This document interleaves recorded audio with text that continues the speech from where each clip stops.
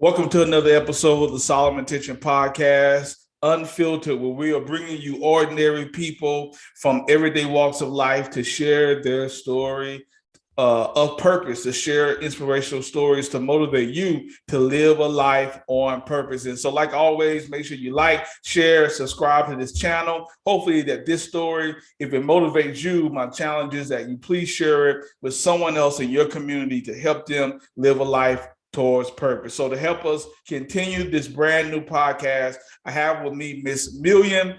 What's your story?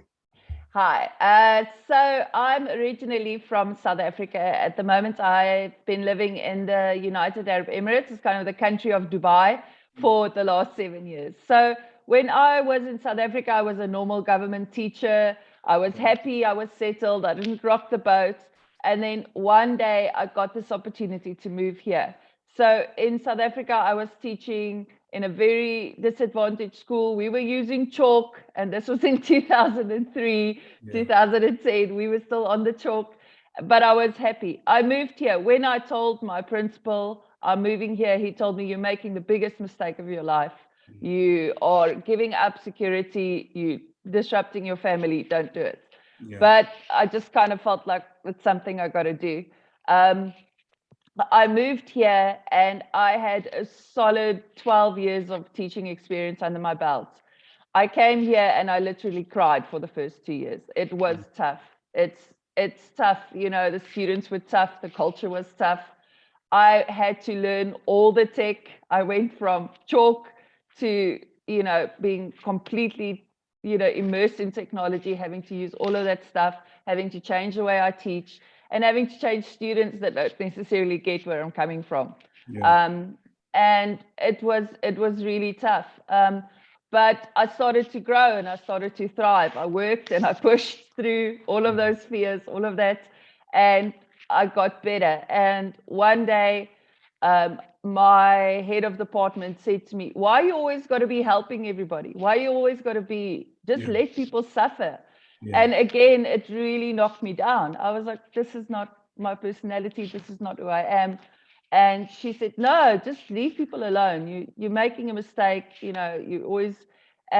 But eventually I got promoted to head of my department above her, and I had to push through sort of that fear of people saying, "Oh, don't be who you essentially are."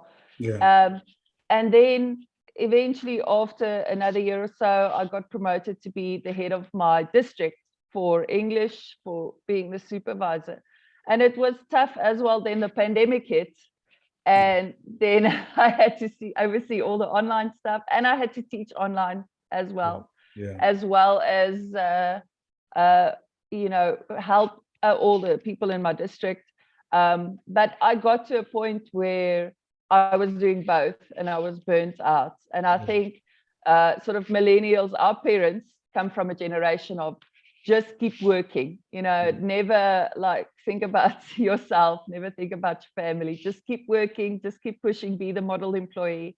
And I kind of had to take a step and question whether this was really being good for me.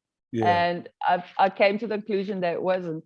So eventually I stepped down as district supervisor and I said, I'm just going to teach and then I'm going to focus on doing things that give me joy, keep the bread on the table, but also kind of focus on stuff that give me joy, because I think we carry so much from our parents about like, you got to do this. You got to be the model. Don't question authority. Just kind of, and if I had questioned authority every step of the way in my career, I wouldn't be where I am today. I would be still back. I love South Africa. It's my country, but I would still be back earning a super low salary in a job, struggling to survive, struggling to provide stuff for my kids. So that's kind of my journey about like, sometimes you got to say the authority people, what's their intention? People in authority, when they try and convince you to do things differently, what's the intention behind them? So that's kind of my story in a nutshell. How'd you know you was facing burnout? I was I think because of technology, it's kind of this digital clutter.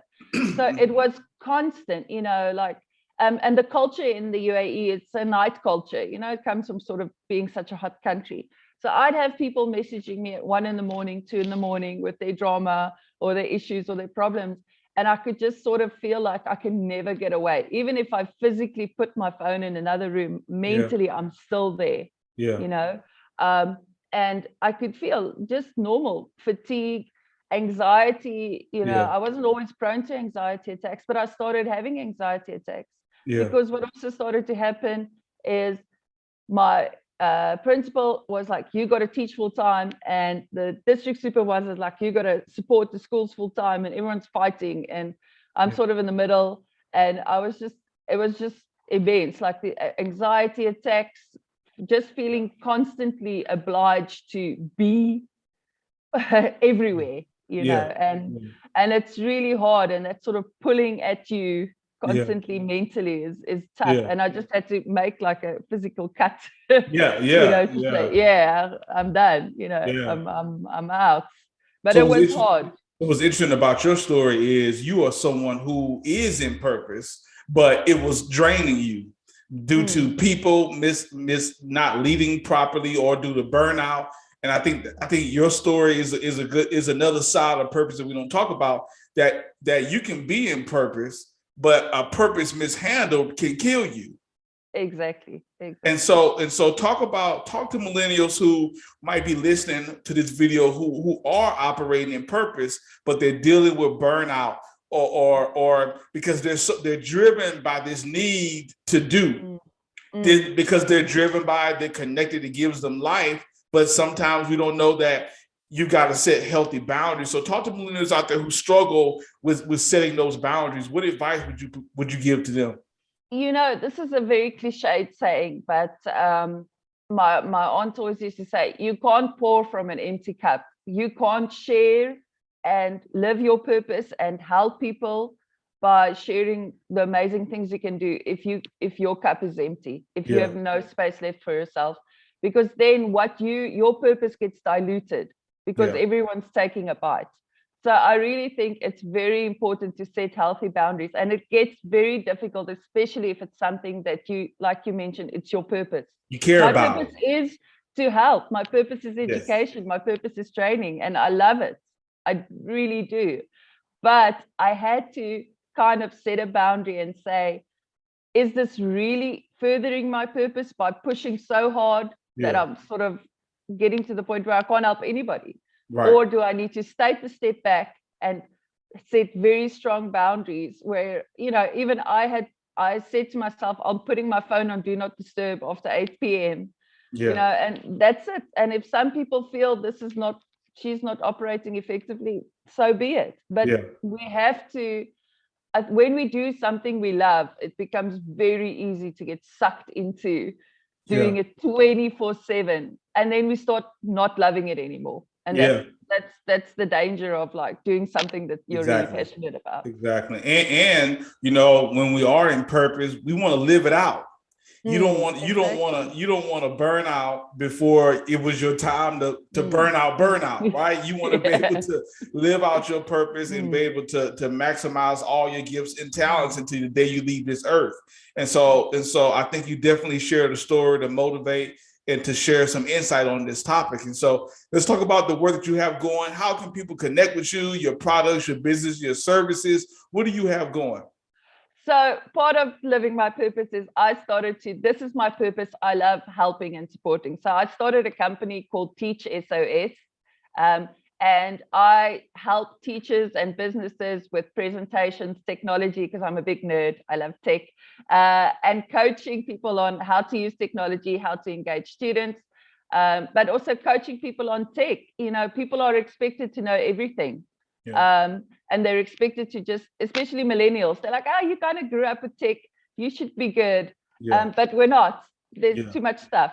So it's kind of helping people, teaching them, coaching them now to best use it, to get cut through all the digital clutter. So my business is called Teach SOS. We have a website and all of that good stuff.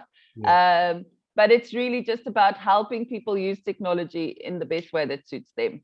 So that's sort of the gist of the business. Absolutely. And viewers do know that we are going to link all the information to Ms. Milien's to her work right in the description of this video. So you're more than welcome to link up and engage in some of the great work that she's doing. Thank you for being a guest on Solomon Tention Podcast Unfiltered. Thank you for all of our listeners. And hopefully that this story inspires you to live a life on purpose. Make sure you like, share, subscribe to this channel, share this video with anyone that you think that it would benefit. And I'll see you guys again on the next episode of the Solomon Tention Podcast Unfiltered. Thank you again, Ms. Milien.